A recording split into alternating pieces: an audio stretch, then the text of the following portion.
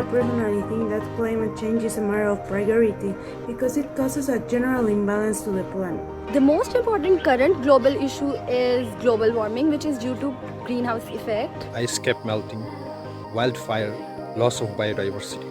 Rising sea levels, more floods, more hurricanes and typhoons. The forest fires, I would say, they couldn't just put it off, and all our big forests, they just really burned a lot. The waters are polluted, and so even getting access to clean water in Nairobi is quite a challenge.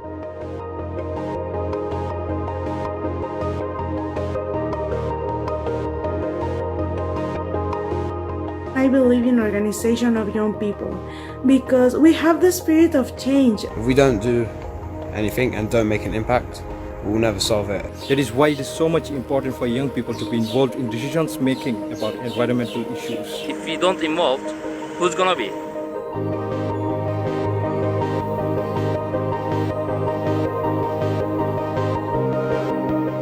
Create a digital space for different communities where they can see members creating sustainable and more environmental friendly homes. Then we should be more involved in stuff like debates and conferences such as COP26, so we can make our voice heard. To organize seminars, youth training, gatherings, discussions, campaigns and contests.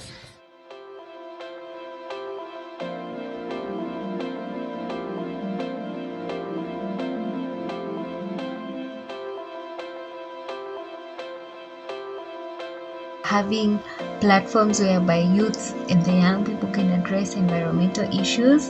It has to be truly youth platform, not just to show someone or just create funding in the name of youth. We should put environmental issues in education systems, So that the children understand the meaning of climate change from the very beginning. We are connected like no other generations because of the internet and social media. We just need to spread the words to the people, to the communities, and to the world. I think it's a perfect platform to have access to different workshops. We can use it to spread awareness, stop misinformation.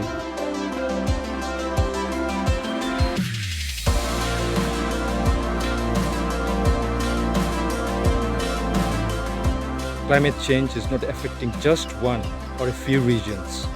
The whole world is facing it. So we need to be aware before time runs out.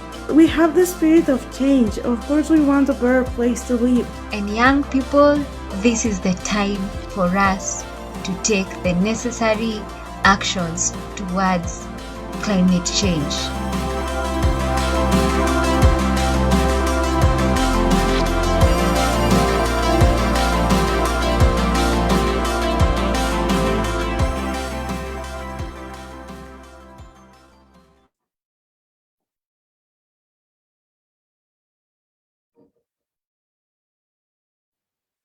Hello everyone! Magandang gabi sa inyong lahat at maraming salamat sa paanyaya para maging bahagi ng ating pagtitipon ngayong araw. I hope that the following letter is useful and inspiring to people who are going to read it and going to hear it in this gathering.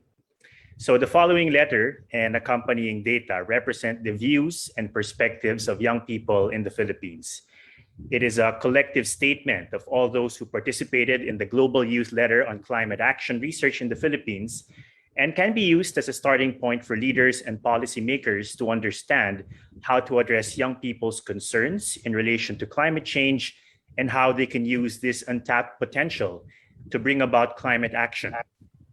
We hope that the following letter inspires both young people and decision makers across the Philippines and beyond to work together to find sustainable solutions to climate action. Let me begin. Dear COP26 leaders, we, the young people of the Philippines, are here to share our aims and aspirations for the future of our country and our planet. We comprise 7,107 small islands, making us the second largest archipelago in the world. We have wonderful natural landscapes, from active volcanoes to serene beaches and coastlines. And we want to safeguard our beautiful country for future generations. Those who contributed to this collective statement represent the unheard voice in the climate conversation. 3/4 of us are female, and just over 50% are from the rural areas. We are from all corners of the Philippines and have different levels of education and employment.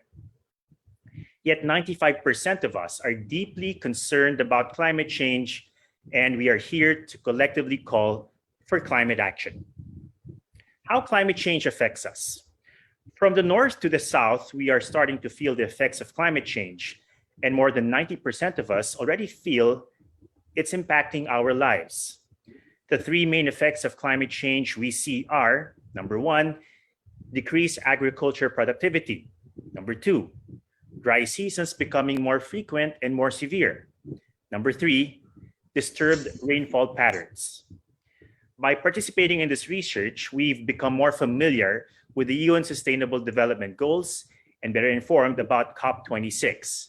For us, the three most important sustainable development goals are, number one, SDG 4, quality education. Number two, SDG 1, no poverty. And number three, SDG 3, good health and well-being. What's more, about a quarter of us believe climate change will be the biggest threat to our country in the future. So we are here to show you how we can work together to find solutions. Our commitment to climate action.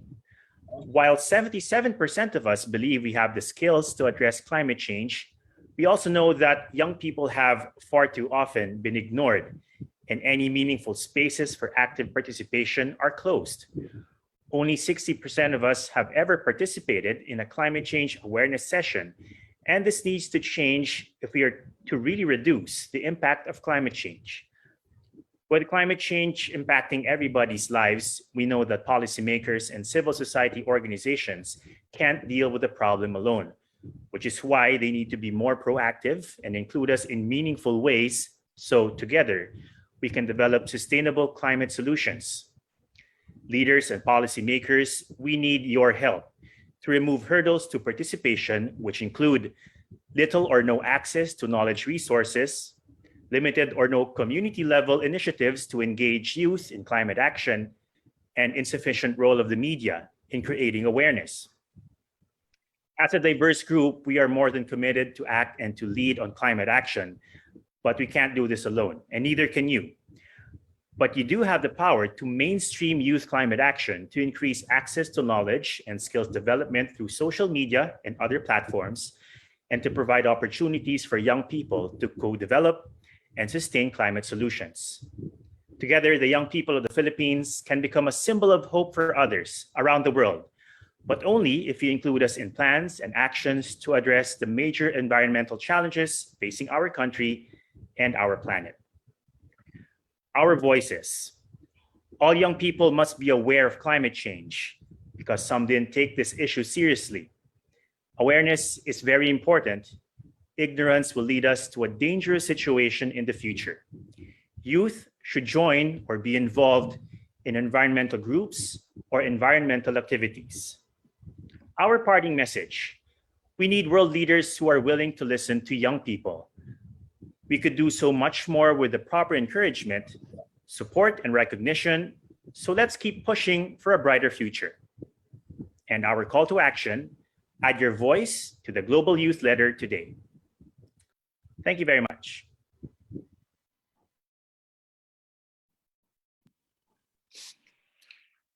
All right, thank you very much. That was Ato Maralio. Good evening, everyone. My name is Gerard Rabara. I am the Chief Communications Officer at RDB Global and a Managing Partner at RDB APAC. So this event is a powerful connection, universities and students for climate action. Welcome to all of you. It's good to have so many faces here with us, some familiar, some new. I hope you're having a lovely evening. So this event is part of the Add Your Voice campaign of the Global Youth Letter series of events brought to you by the British Council. The campaign aims to gather the youth and to amplify their voice in the call for climate action. Being vital hubs of teaching, research, and community, universities play an important role in preparing the future generations to meet and address climate change concerns. And that is why we are here today. We would like to hear from our friends in the academe and the students and have a meaningful conversation about climate action, as well as what we can do to engage young people in these initiatives. So to start off, I would like to introduce our first speaker. Tonight, we are honored to have with us the British Ambassador Designate to the Philippines, who right about now is the official British Ambassador to the Philippines. Laure has worked in various roles in the UK government. She was the Foreign, Commonwealth and Development Office Director for Jordan, Iraq, and Palestine from August 2019. Before that, she was Deputy High Commissioner to Nigeria and Head of Mission to Lagos. She cannot be physically with us today, and she will tell us about that in a moment, but she has sent this message to formally welcome us all. Here's the message from Her Majesty's Ambassador Designate to the Philippines, Laure Beaufils. Good morning and good evening to everyone in the world joining us today. I am Laure Beaufils, the new British Ambassador to the Philippines, and I'm so sorry not to be joining you live. But as you are listening to this message, I will be leaving Malacañang Palace having just presented my credentials to President Duterte. Still, I'm delighted to be with you virtually and certainly in spirit and intention. And I am so pleased that there are so many of you, young Filipinos, students and academics coming together for this important conversation on the role of universities in addressing climate change.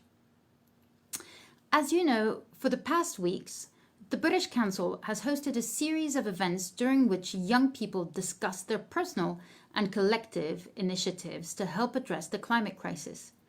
These conversations inspire us to do more work on climate action here in the Philippines. But today's conversation with universities and students is, in my mind, particularly important. This is because you have such an extraordinary role to play in the climate debate. As students and universities, you can help young people, our future generations, to understand the reality of the climate crisis. You can enable innovation in climate research and its application. You can share knowledge and best practice on climate education. You can facilitate effective research collaboration on a global scale. You can enable wide-ranging debate. You can ensure climate is mainstream in all of what we teach and learn. You can create new partnerships. You can support leaders, policymakers, and industries in planning for and responding to climate change. You can be bold and have the freedom to act on climate change. And we need your voice, your perspectives, your innovations, your ideas, your talent, your rigor, your networks, and your courage. In the Philippines in particular, your voices are essential. You know better than I how climate change has devastated farmers' livelihoods by drying up the soil and decreasing produce. It has changed weather patterns, making it difficult for people to rely on the usual planting and harvesting seasons, affecting the whole value chain of food systems. It has changed the ocean's temperature and affected fish stocks. It has brought stronger typhoons and hotter summers that we've seen in our lifetime and triggered more extreme weather events than we had ever expected.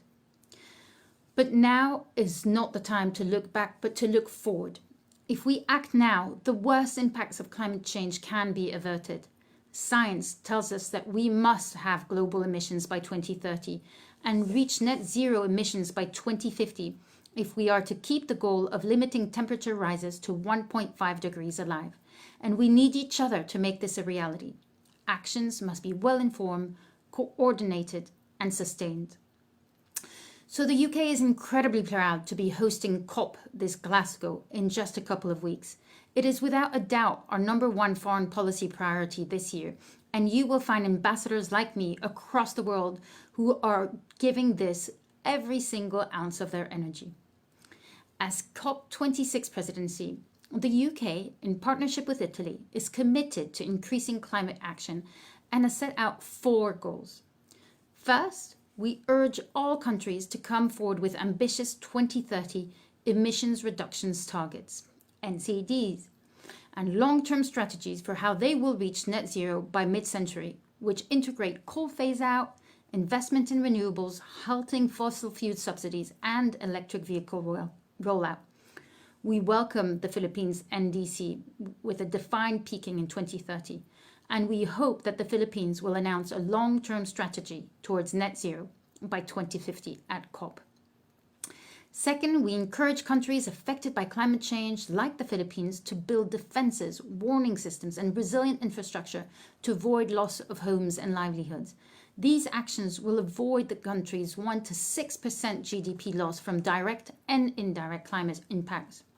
We envisage the Philippines showing leadership on adaptation and resilience and nature-based solution actions, not just locally, but also in ASEAN.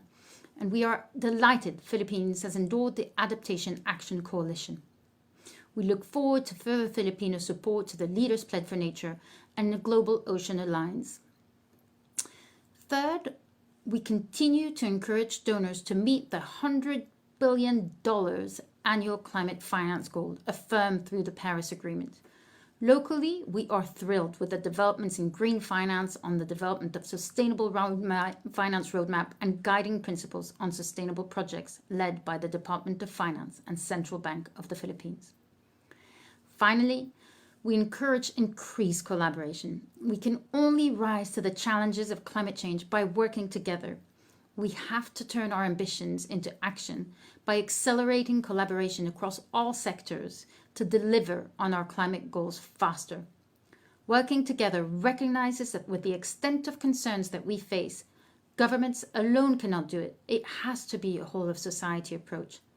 This is why the UK, in partnership with Italy, wants to ensure meaningful engagements with non-state actors through the Race to Zero and Race to Resilience campaigns that mobilize business communities and local leaders to take bold climate actions.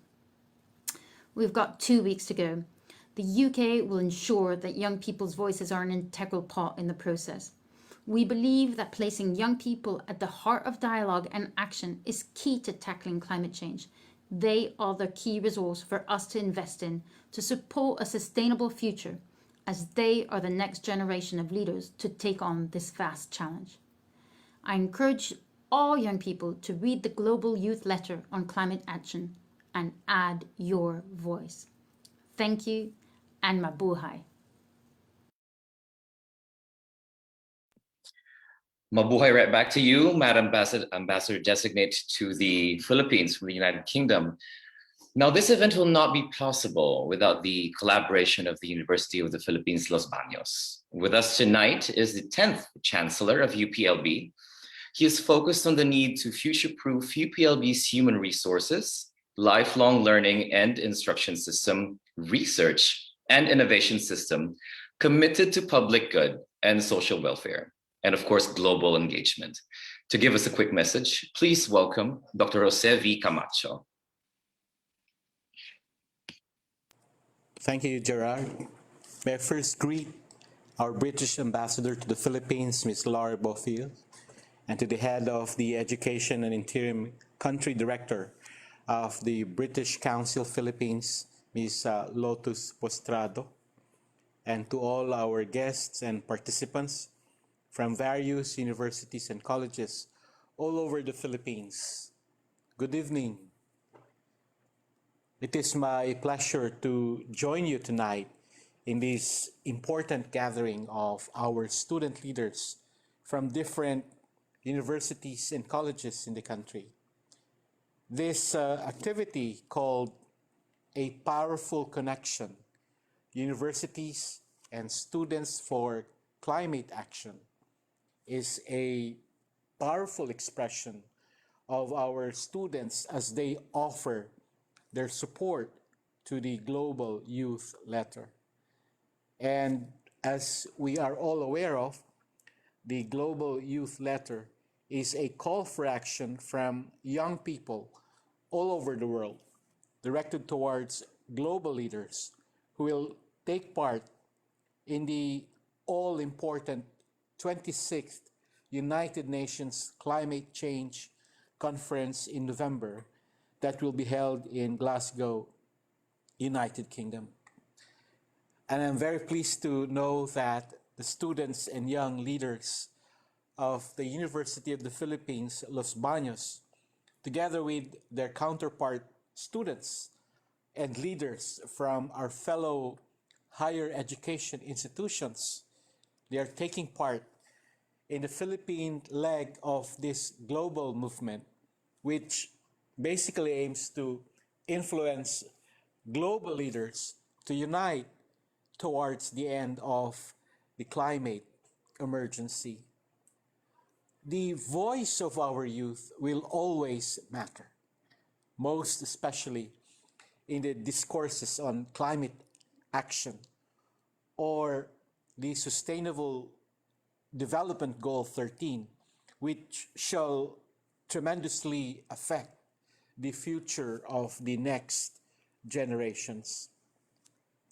Indeed, this event is a fertile ground for conversations and learning on the fundamental principles of climate change realities and on how we can mitigate and adapt to these threats. UPLB's young leaders who have been involved climate action researches and advocacies, they are here to shed light on the various issues and to share their own experiences about the matter. I wish to thank the British Embassy Manila, the British Council, and our various partner institutions for making UPLB a part of this global engagement. I wish everyone a fruitful and inspiring day. Thank you and stay safe. Mabuhay tayong lahat. Thank you very much, Dr. Camacho. Now, guys, to start the discussion, may I request all our panelists to join me on screen? I see some of you have already switched it on. Let's see your lovely faces. All right. So while our speakers are setting up, let's have a poll to kick off our fireside chat, shall we? So let's see.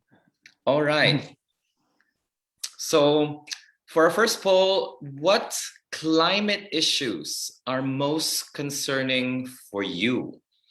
Now we have the choice between rising sea levels, increase in rainfall and flooding. We have drought, and lastly, damage to biodiversity. So we'll let you guys pick one of those choices, and then we'll review the results in a bit. All right, that was quick. So what climate issues are most concerning for you? About 59%, overwhelmingly, a little bit over half, damage to biodiversity. We have second, 25% of you said increase in rainfall and flooding. 9% said drought, and 6% said rising sea levels. So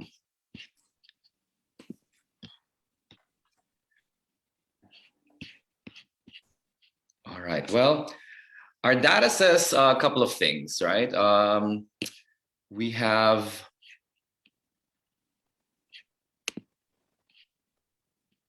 a few of that. We'll work on that in a bit. But for now, let us welcome some of our speakers, shall we?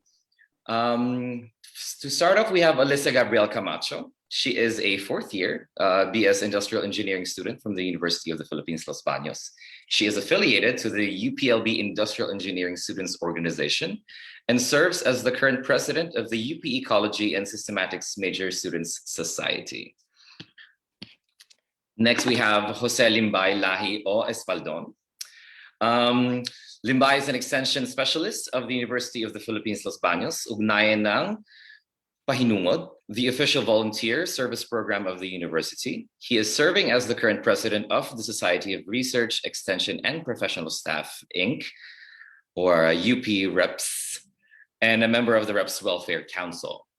We also have with us Lucelle E. Cui, PhD, assistant professor, 4th School of Environment Science and Management from the University of the Philippines, Los Baños as well. Lucelle is an environmental scientist with research interests in diminutive freshwater fish biodiversity and conservation, water quality change in relation to land use and land cover dynamics, climate change and climate impact and adaptation in agriculture, climate education and capacity building.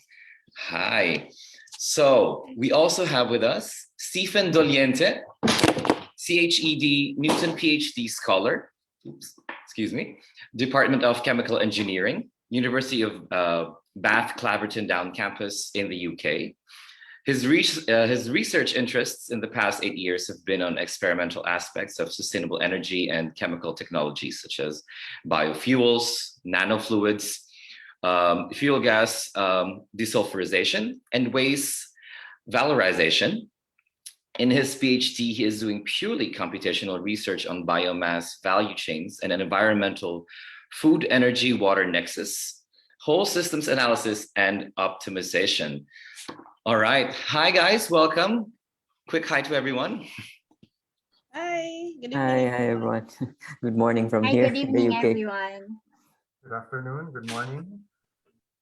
Good morning Yeah, from we have- the UK. Yes, good morning to you. We have several time zones in our chat right now.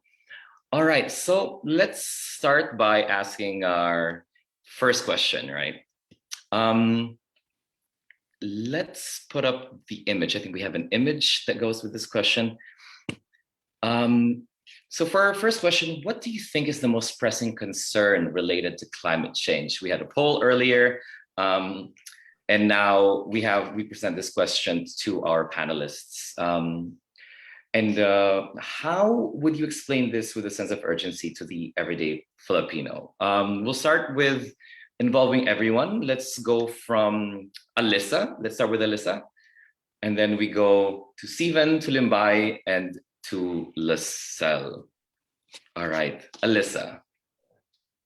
Yeah, hi. Good evening, everyone. So I guess for me, the most pressing concern related to climate change is the increased intensity of weather-related disasters that the Philippines is currently experiencing today.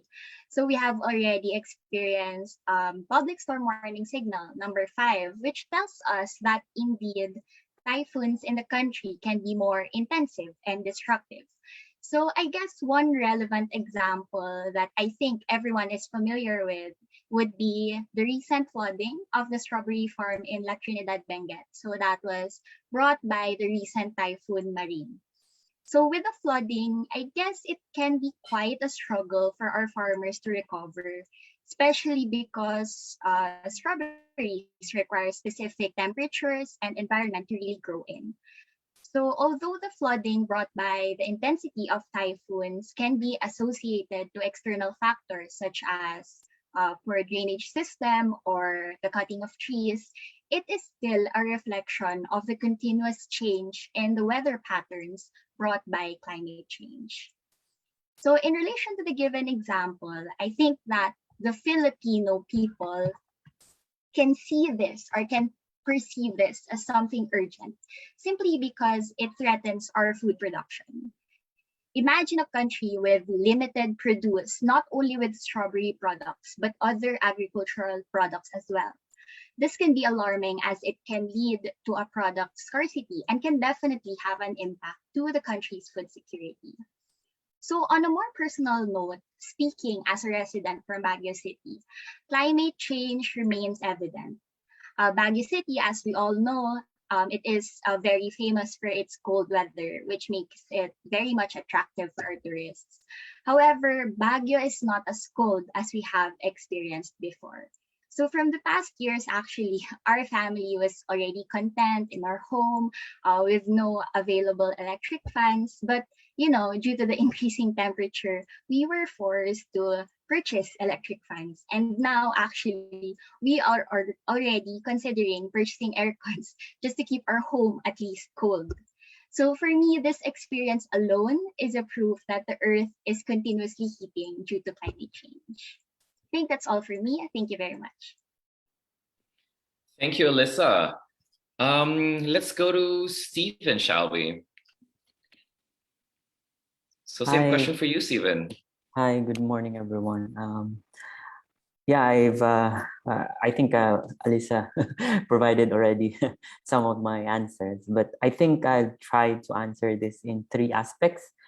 So we have three pressing concerns in terms of the environmental aspect, government aspect, or I mean the people aspect and technology aspect as well. So in terms of environment aspect, I guess we kind of see already what's happening where you're experiencing, storm surges, floodings, and powerful storms and hotter climate. So we're already feeling it actually since the past how many years? 10 to 20 years. And then in terms of government, I guess I was just reading the news earlier. Although there were actions already taken by the current administration and also the past administration, there is still a lack of climate action. And so it's really important that the next administration would prioritize climate action in in their agenda. And in terms of the local community, there's a lack of community participation. I was reading this article in the scientific journal that they see that there is an importance that the local community must be involved within this climate action or climate emergency. And the third aspect, of course, is the technology aspect. And we can see that from a chemical engineering or engineering perspective, we're lagging behind, implementing solutions to both climate change and at the same time adapting to it. And we can see that if we don't, it's not just about sucking off CO2 from the atmosphere, but we also must provide the farmers new technologies for them to be able to adapt to the climate emergency. And I guess my answer to the second question is, as Alyssa said, that the climate action or the climate emergency is very, very much related to the livelihood of the Filipinos. We have to remember that the Philippines is still mainly an agricultural and an aquacultural based economy, and so therefore we must touch the hearts of the people. And how we do this is, of course, through information dissemination, and it's really important that we use the current media right now, not just for for entertainment, but really to reach out. We can actually tap celebrities to talk about climate change, etc., and so that the youth will be able to capture the importance of this. That's my answer. Thank you. Thank you very much, Stephen. Let's go to Limbay. Limbay, what is the most pressing concern related to climate change, and how would you explain? First of all, I would like to thank Alyssa and Stephen. Technically, they already answered the question, and especially Stephen when what he said on his closing remark there. As an extension worker, I think the most pressing concern right now is the immediate effects on the communities. So when you see the picture previously shown, that is just a farmer. No, that is a farmer. But on different levels, a farmer is not applicable on on the mountainside, or the beachfront, or the lakeside, or the plateaus, or I'm talking about the Philippines. But what if you're in Singapore? So it's a different community. So I think our main concern here is how do we convey this to the communities, to the local level. There is no blanket answer. There is no blanket way of saying this is bad. What bad for NCR, for Manila, may not be as bad as some places like some places in Laguna. So it's not always the same, but how do we communicate that properly? So I think that is one of the major concerns right now. So science is absolute. It's a fact. We cannot we can change that, but we have to study on it so long term. But right now the facts are this. But how do we convey that? So again, Stephen said we cannot do anything without the local communities doing their part. So we, as I think I am a year above the youth right now. I am 33 years old, so technically I'm not a youth anymore. But that's one of my my ways of combating this. For at least that's my action, my current action. So I think communities will listen more if they understand in their own predicament. So how do we localize that on indigenous peoples areas, in farmer groups, in fisher folks, in capitalist, in Manila, in Davao. The translation of the facts, we should work on that. So I think that's it for now for me. Thank you. Thanks, Limbay. Lucelle, what is your thoughts on our first question and that image? Okay. Good day to all, and thank you for having me. I think all previous speakers mentioned it all. That climate change, it threatens the lives, the livelihood of billions of people. Natural hazards, environmental degradation, extreme weather events, these affects almost all sectors. And as mentioned by Alyssa, Limbay, and Stephen, especially our agriculture sector. All right. But what I would like to highlight is we, the youth. That's we. I'm emphasizing. Sorry for that. It's just a joke. I would like to highlight of us being resilient. Filipinos are resilient. It is a good thing that we are resilient to these hazards or impacts of extreme events. But we should do something about it. We should do something being just resilient. It's not that resilient is bad, but what we need to do is we have to build back better. We should do something about it so that if these impacts or the next time these extreme events hit us, for example, we do not have to suffer the same devastation as before. So I think that's my answer. That or the word is build back better. So let's not just be resilient, but let's build back better. Thank you, Zerd. Thanks, Lucelle. Let's build back better. And yes, you can say we when you say youth. No worries. We're all young at heart here, and we're trying to keep this planet of ours younger. We'd like to go to our Q&A tab on our chat, take a question from our audience really quickly. From anonymous attendee.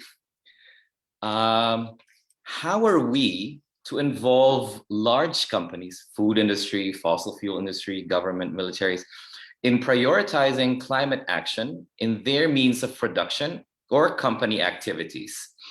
I have read the individual consumer contributions only mean so much compared to the amount of pollution and waste these large entities are churning out. Who would like to take a first stab at that? Let's give it a free for all. If you don't mind, I'd like to start. Please. This is a very big concern, I think.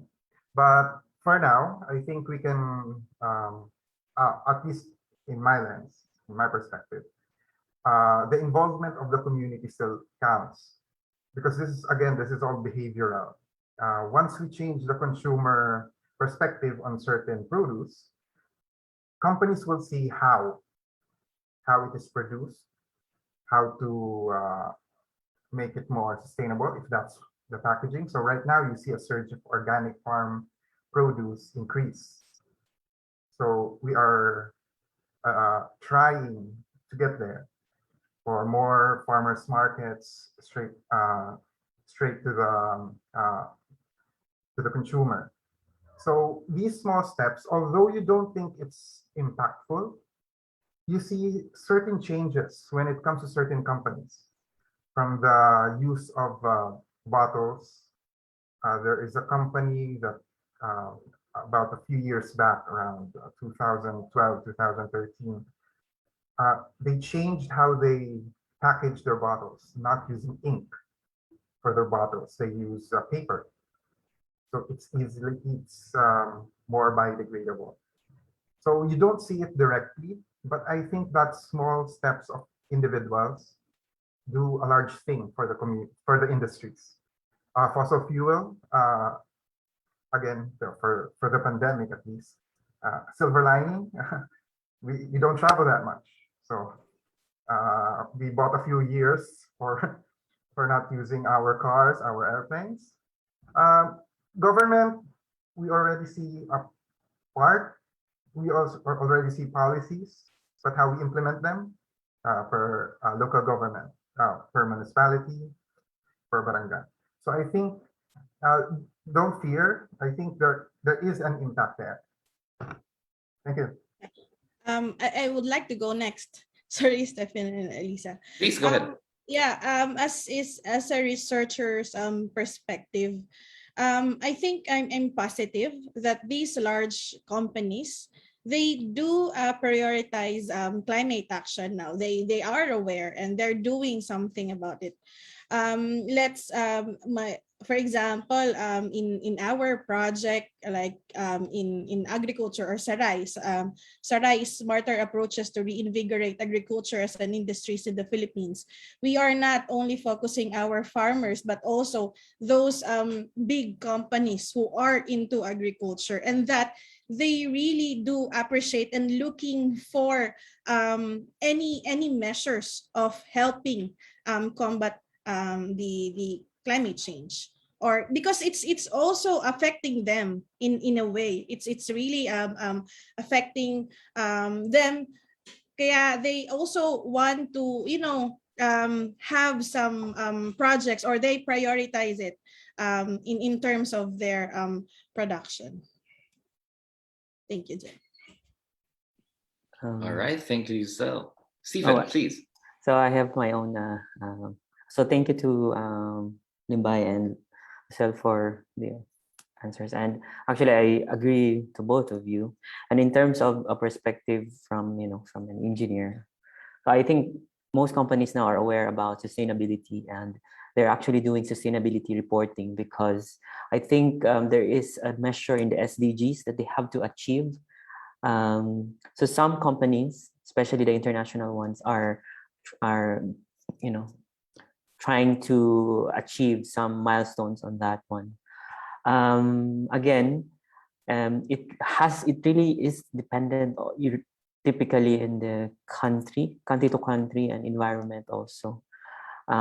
Because for example, if there are no existing policies, companies don't really are not really motivated to change their operations. And at the same time, if the local people or the community doesn't have much choices, because for example, if you really impose to people to choose more sustainable products, obviously then they will go for that, and the companies will follow, because that's where they are going to earn money if you provide more options.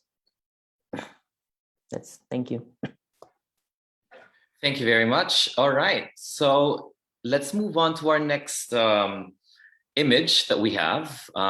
This is an image showing some young people being engaged in activism towards climate action.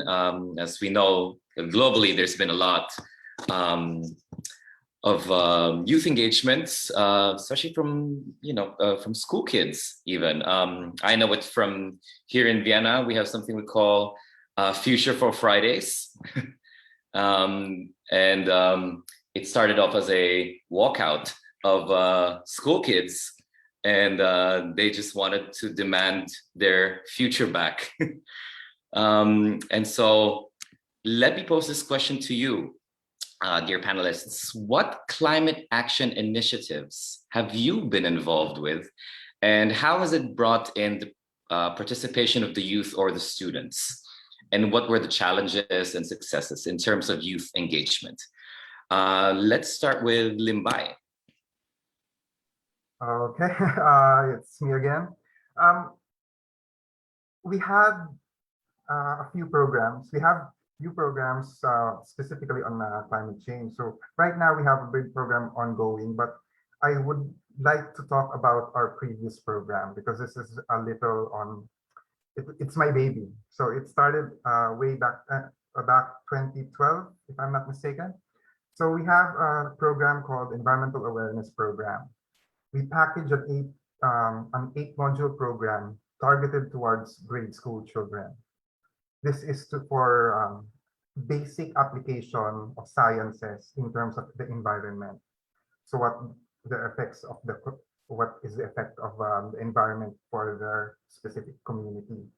So we tried it out in a few different schools, different public schools here in Laguna, and it was promising. However, again, the problem here is the change is behavioral. So we do not have the capacity to watch the children grow, or how are we supposed to monitor them if they basically throw garbage? Do they contribute to pollution? So that's one of the major problems with the setup.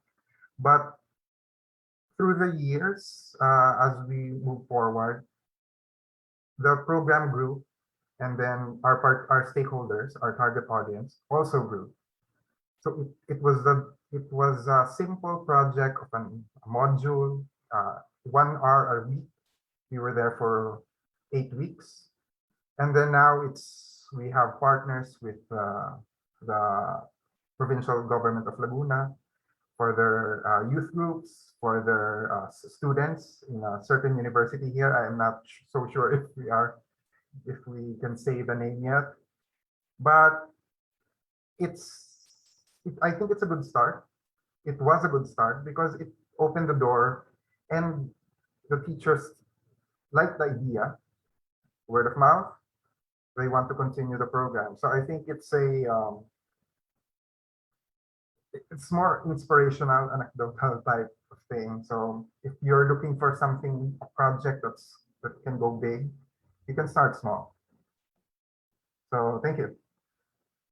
Thank you, Limbay. I'd like to go to Lucelle. Lucelle, what are your youth initiatives that you've been part of? Okay, thank you. I'm currently involved in Project Sarai, or the one that I mentioned earlier. Project Sarai is smarter approaches to reinvigorate agriculture as an industry in the Philippines. It's one of the biggest project funded by the Department of Science and Technology here in the Philippines. And it's implemented by the University of the Philippines, Las Baños, together with 11 state universities and colleges all over the Philippines.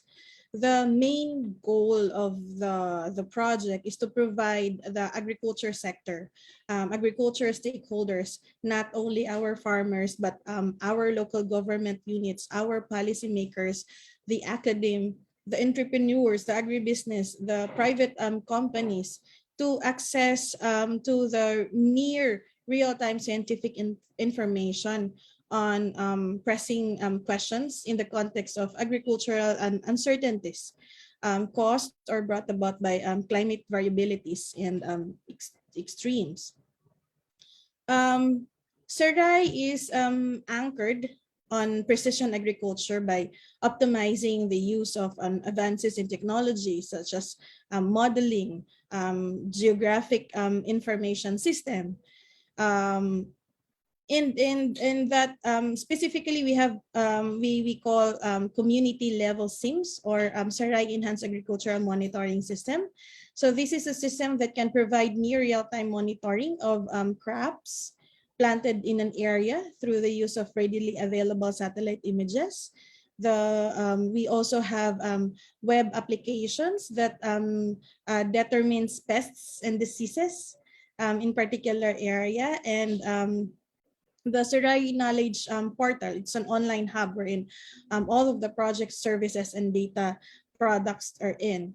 And the challenge always with regard to agriculture is in our youth is that agriculture is not enticing to them.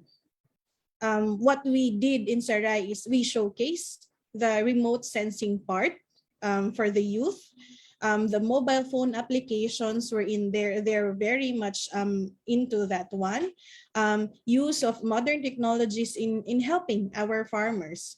This is conducted through youth camps, exhibits, and what we call Saray Eskwela. It's an online platform where we invite all of the youth and to have some information and to showcase these new technologies to them, so that it may be probably they will be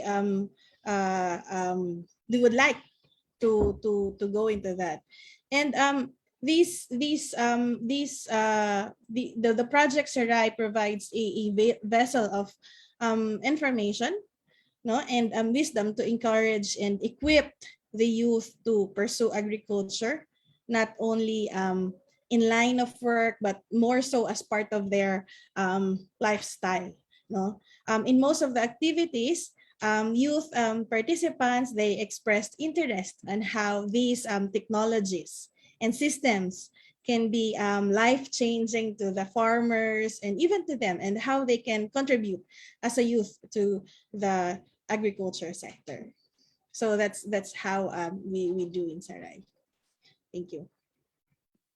Thank you very much, Lucelle. We'll give the other panelists a chance to answer with the next image that we have. It's a little triggering, this image, but bear with me. So the question is, what climate action initiatives have you been involved with? And would you say that the youth are truly engaged? How can the skills, potentials of the youth be maximized in terms of their participation in these initiatives? Ladies first, Alyssa.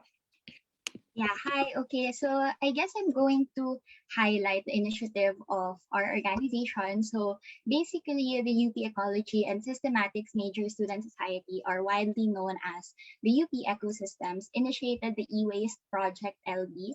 So this is in partnership with the E-Waste Project by the University of the Philippines, Diliman.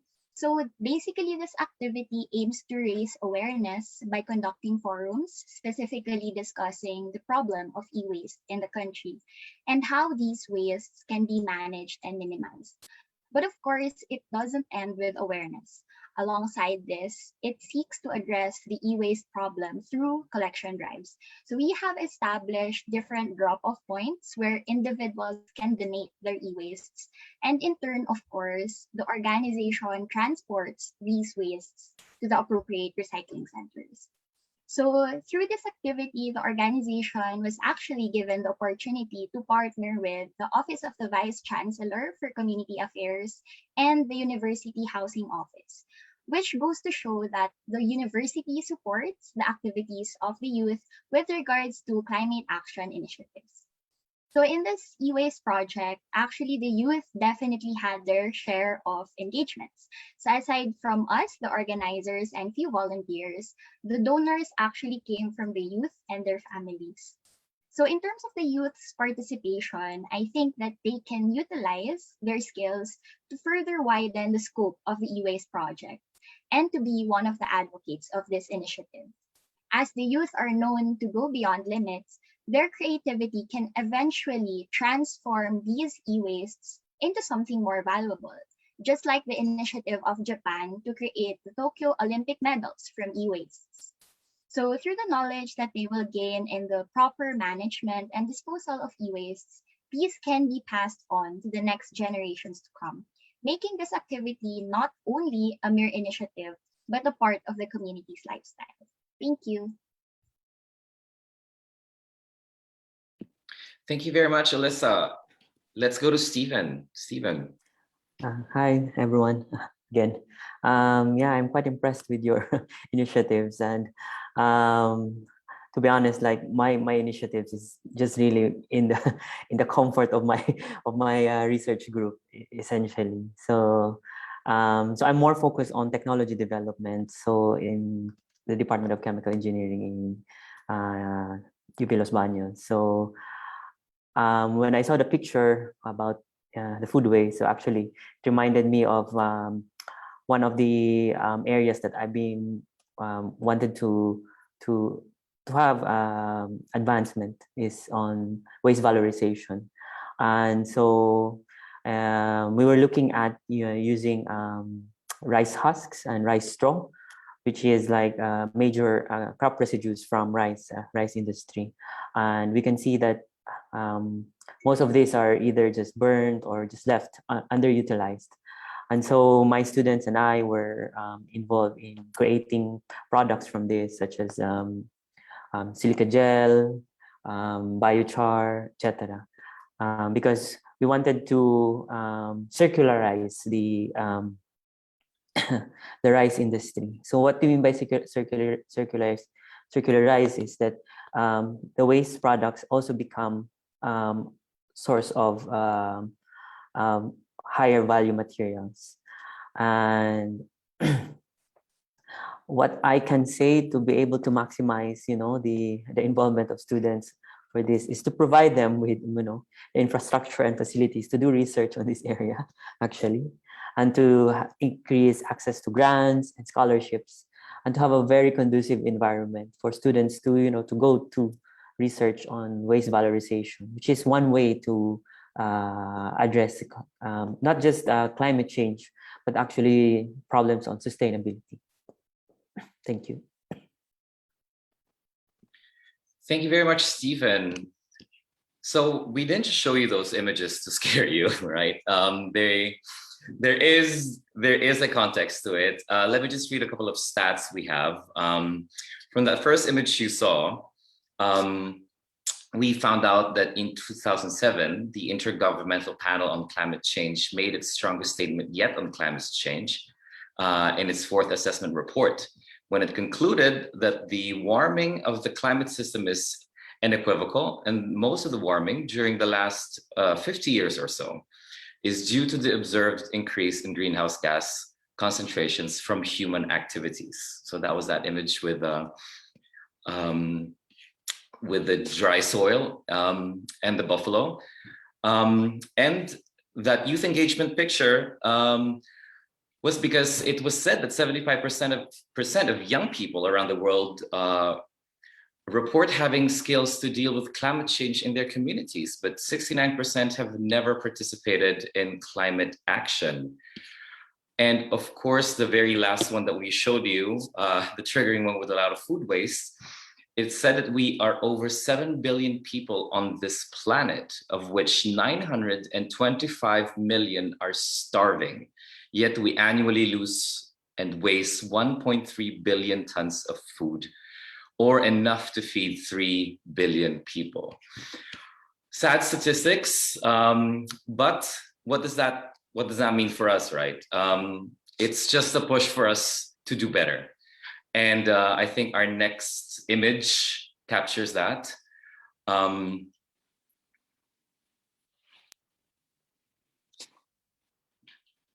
It is said that 77% of young people feel leaders cannot address climate change alone. They also say that universities are vital hubs for learning and have significant contribution in the delivery of information and influence to the youth. Universities can set example by reducing their own climate impact within the campus and increase knowledge on the adverse effects of climate change by supporting and conducting research. And according to Swim et al., large, high visible marches have the potential to enhance public participation in social movements by increasing perceived collective efficacy and diminishing negative impressions of marchers among the general public, and possibly inspiring collective action. And so with this, there is hope. That's what we'd like to say. And so we ask our next question. What else can be done to strengthen the collaboration between universities and the youth? How can we harness the youth's power in future climate action initiatives?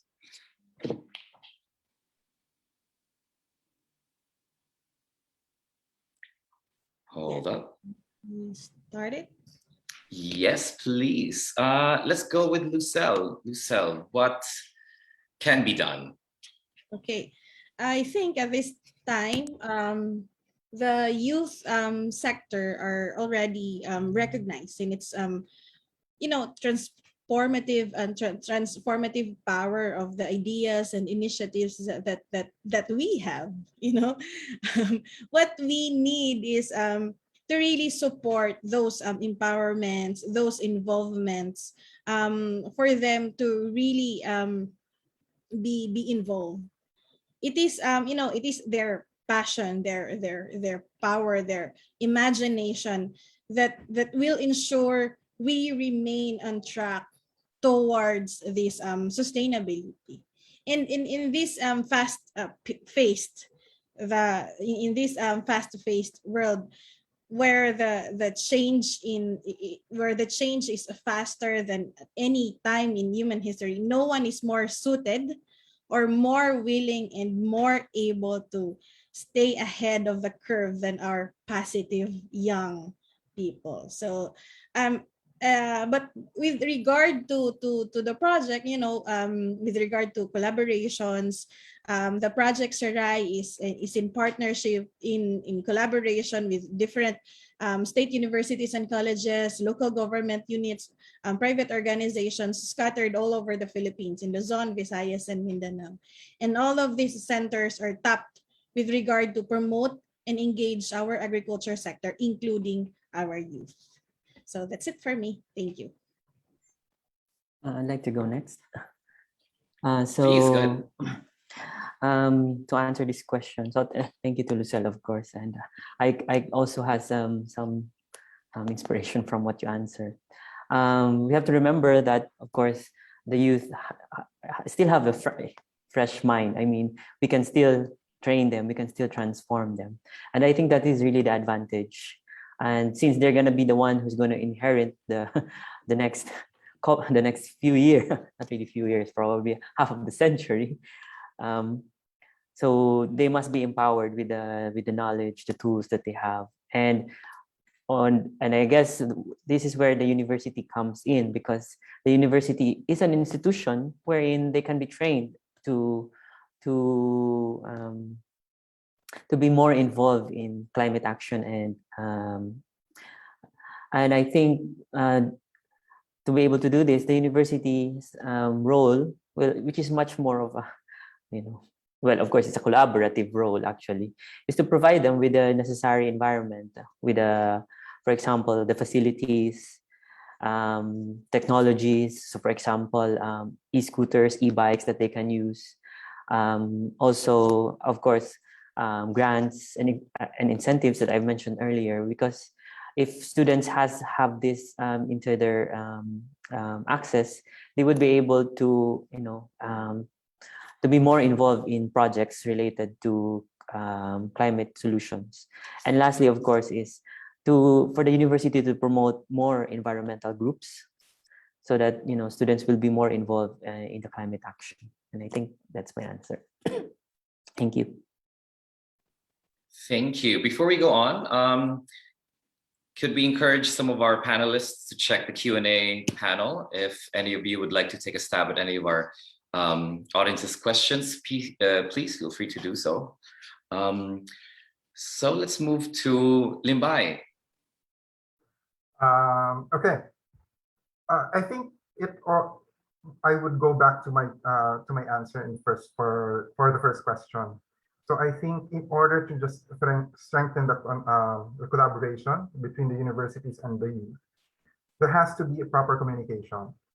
So communication is especially the key. So as Alyssa said, she has partnered with the Vice Chancellor for Community Affairs, certain parties involved for the e-waste project. So we have to convey our concerns in a productive manner. So of course, the youth's voice is loud, but it doesn't have to be disruptively loud in a negative connotation. It has to be a productively loud message.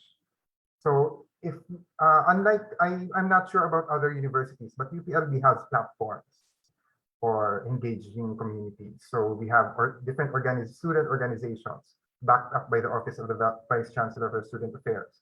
We have our office, Ugnayan ng Pahinungod, pushing volunteerism as a value, a core value of our students. So if we have that in other universities, in other colleges, in other communities, our voices will be louder in a productive manner, and we can see more impact. It's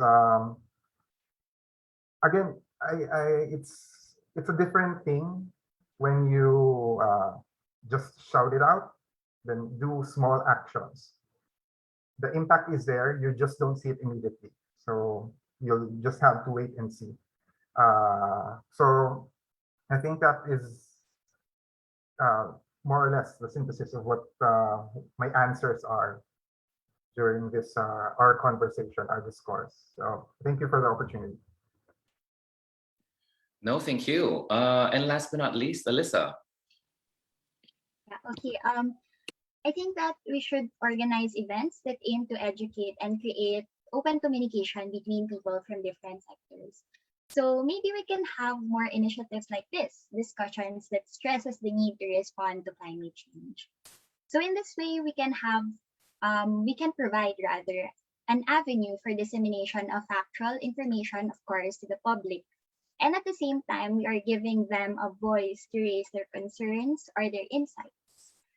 And aside from this, we should establish connections from different groups, may it be the youth, the academe, or non-government organizations, with the same advocacies and the urgent call for climate action.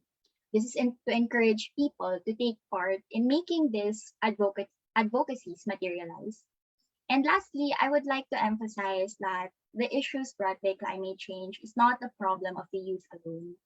So every sector, every Filipino is affected. This stresses the need for collective action, of course, to synergize the capabilities of each individual and to come up with not just any solution, but science-based solutions and initiatives that are, of course, interdisciplinary in response to climate change. So to the youth, let us remain informed and let us take actions even in our little ways. And together, let us sign the Global Youth Letter. So climate change is indeed a problem, but it's a problem that is not impossible to fix. Thank you. Thank you, Alyssa. So thank you, guys. Let me guide you to the next part. I think we have another poll that we can show. So now let's talk about hurdles. Which of these hurdles to participation need more attention? Our speakers just talked about some of that. Little or no access to knowledge resources, limited or no community level initiative that engage the youth, or insufficient role of the government and media in creating awareness. My little pop-up here, hosts can't vote. I want to vote though.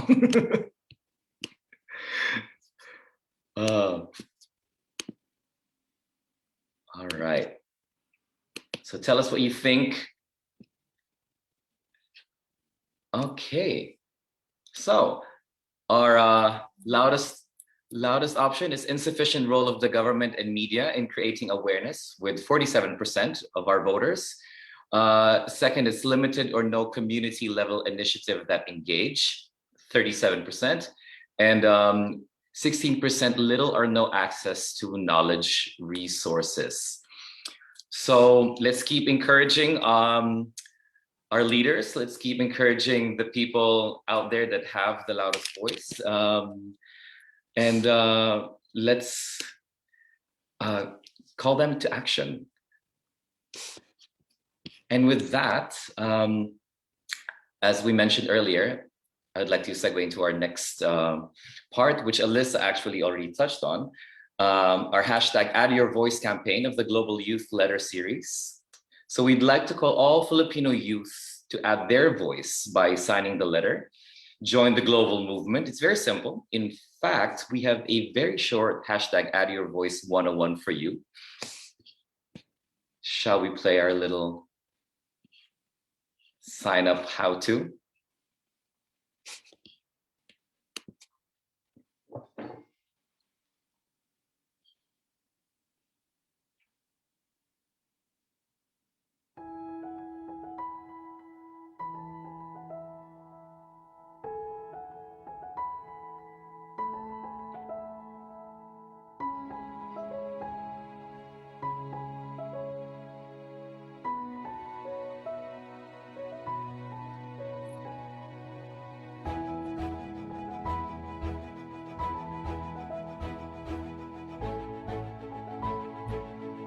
Alright, so guys, we're gonna see this is super simple and I'm gonna answer it with you guys. So I believe in the chat, they're gonna be sharing as well the link and the 3 hashtags that we're going to be having.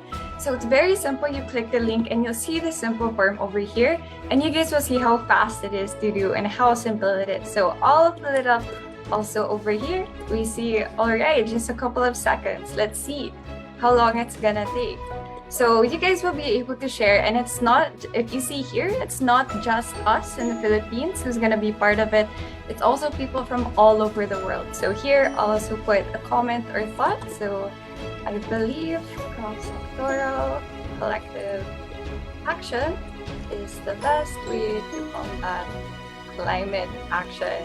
So whatever you guys want to put, it indicates 15 words max. And then here, am I 35 years and under? Yes, I am so far. And over here, if you guys would like to subscribe to the newsletter, you guys can click it over there. So it's just as simple as that. Subscribe, and there you go. So that's how simple it is. I hope that you guys can also join us. They're able to share it in the chat. Very simple, and let's make sure to really raise our voice and to add our voice to the Global Youth Letter. So thank you.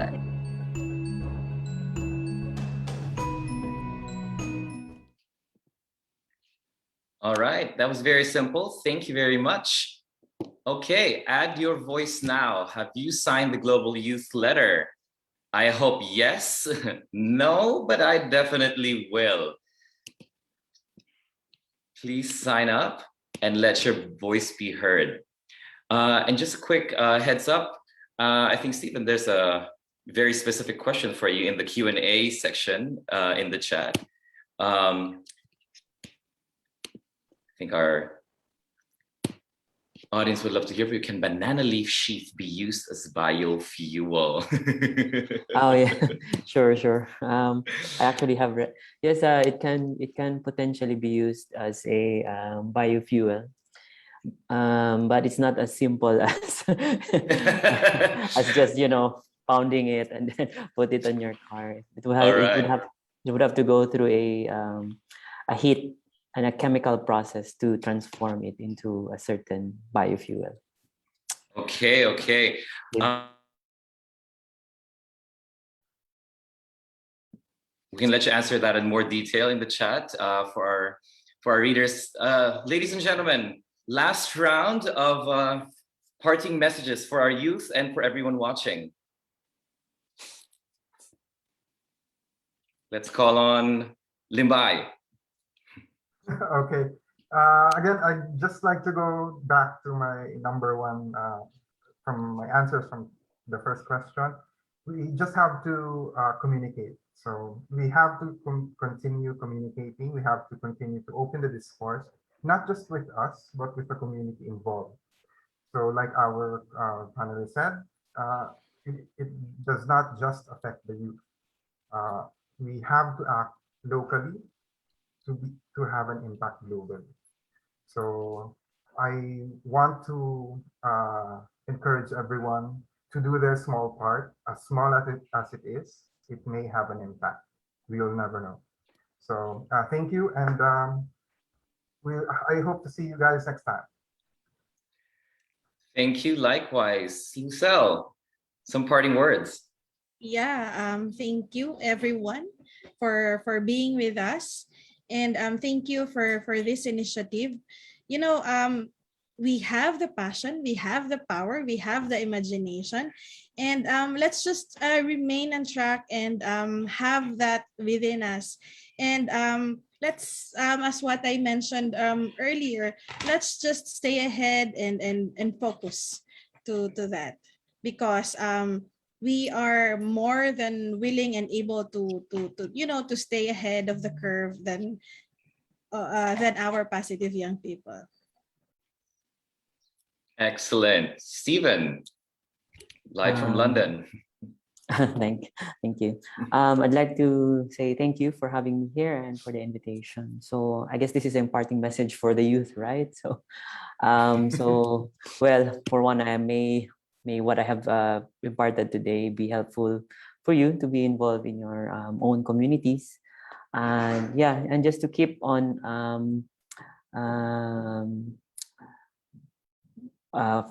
doing your part.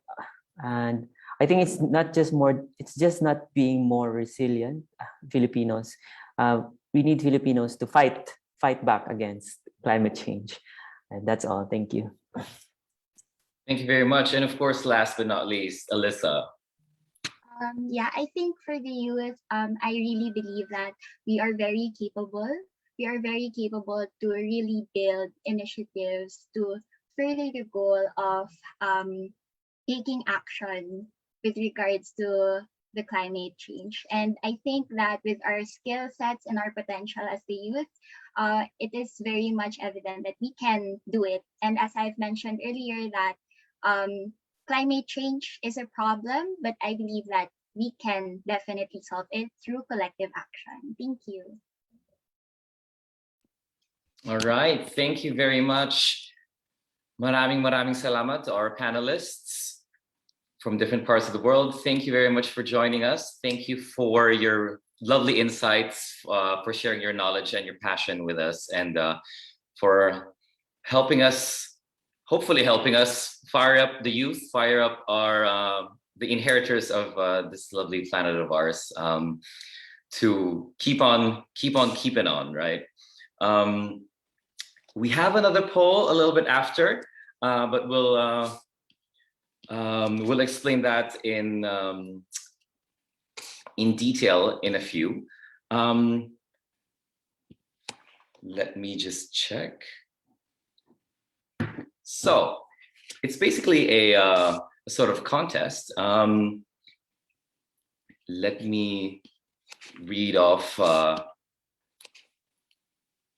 the mechanics. Okay. So as you can see on the screen, have you signed a global letter yet? You have 1 day left? Yes, no, definitely will. We'd also like to let you know that we have local artisan and bamboo crafted products prepared for those who have signed the letter. You see here on our screen, sign, screenshot, upload, and be eligible for the crafted tokens from our partner, RDB APAC. Number 1, sign, add your voice to the letter, screenshot, grab a screenshot of the confirmation page, and upload. Use the link shared in the chat or scan the QR code flashed on your screen to send in your screenshots. Randomly selected winners will receive the following tokens: a 1-month mobile data package, and a bamboo-made artisan products from our local artisans. So get on to signing, screenshotting, and uploading, and best of luck. Those are some sweet prizes. So in closing, let me just say, we have heard a lot today. We have a few information that we have been given today. Let us not feel overwhelmed. Let us not think that things are in dire straits. Yes, there is a strong push for action. Yes, there is a need to fight back, as one of our speakers said, but there is hope. That is what we would like to impart to everyone today, that there is hope. We have done a lot of things to our planet, unfortunately, but we are also doing so much to claim and reclaim it for the future generation. And we hope that you join our future sessions, that you join our initiative to sign up. We've even given you a few prizes as initiative. And join us in our fight. Sign the Global Youth Letter. The link is on your screen. And of course, it always helps to make informed decisions. And we encourage everyone to read the research report, also shared in the chat box. You can always add your voice now. Just click the link shared in the chat box and add your voice to the letter. We can give you 2 minutes for this, or a bit more. I don't know if we have all that time. ladies and gentlemen, we would also appreciate if you could help us improve our events by answering the feedback form. We will also add that in the chat box. And if you haven't already, please follow our British Council social media channels at PH British for Facebook, Twitter, and Instagram, and use the hashtags #TheClimateConnection and #COP, that's COP, COP26 when you post about the event. We'd like to thank again our speakers, partners, and participants once again for sharing your stories and positive energy this evening. Also, we'd love to see you again this Friday, October 22 at 6 p.m. for the culminating event. We'll keep you posted through the social media channels, and make sure you register. And with that, this ends our event. Once again, my name is Gerard Rivera. Don't forget to add your voice. Have a great evening, everyone. Magandang gabi po.